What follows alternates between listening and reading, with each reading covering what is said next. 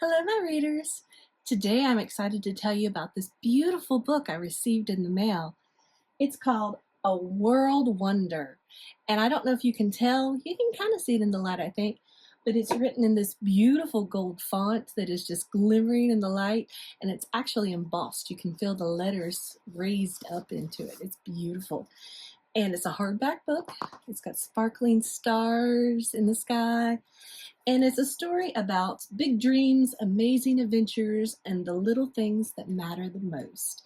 And it's all about this little girl named Cora and her big dreams that she had and how she accomplished them as she grew up. And the author, whose name is Laura Whiffler, has actually been nice enough to actually read the story for us herself.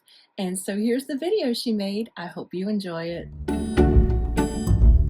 A World Wonder by Laura Whiffler. Illustrated by Jana Mattia. There was a house at the top of the hill, just outside of town. It was on the best piece of land with woods in the back and a brook babbling nearby. The house was off the main road, which was busy with travelers and townspeople going about their business. The house was well tended, but to Cora, it could be so much more. Cora told anyone who would listen, "If I had that house, I would turn it into a bed and breakfast and serve muffins in the morning and popcorn at night. It would be a world wonder. If I had that house, I would bulldoze the woods and open an amusement park. I would sell tickets and cotton candy. It would be a world wonder."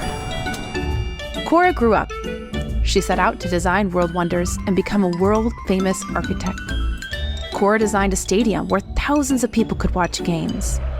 People said it was a world wonder. But to Cora, it was not wonderful enough to be called a world wonder. Cora designed a museum that stored some of the world's most famous treasures. People said it was a world wonder.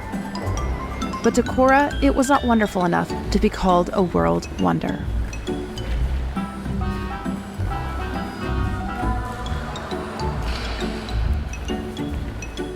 Cora traveled the world designing schools and factories and monuments. She was proud of the work she had done, but to Cora, nothing she did was wonderful enough to be called a world wonder. As Cora grew older, she became tired. She decided to quietly retire and return home. She looked at the house on top of the hill. It wasn't tidy and well tended like she remembered. The house had been empty for many years and was for sale. Aha! Now I can finally make the house at the top of the hill a world wonder, she thought. Cora bought the house. She thought about what she would do with it. A safari-themed water park?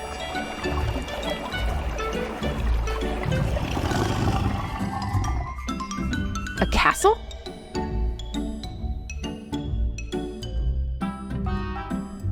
A rocket factory? 3, 2, 1.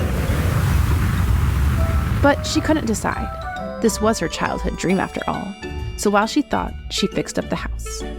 She painted the walls, repaired the fence, planted seeds in the garden.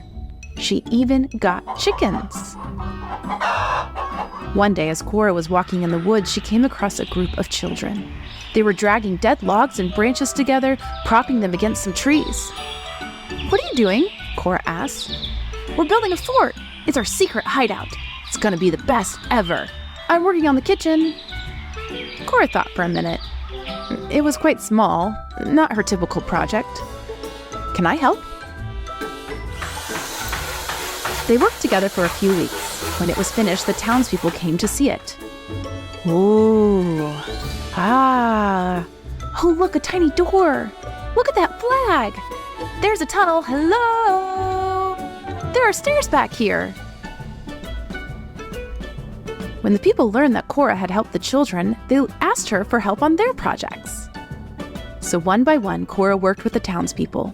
Together, they built elaborate desks, spacious birdhouses, and fancy bookshelves. They designed bunk beds, a train set, and even a super speedy scooter.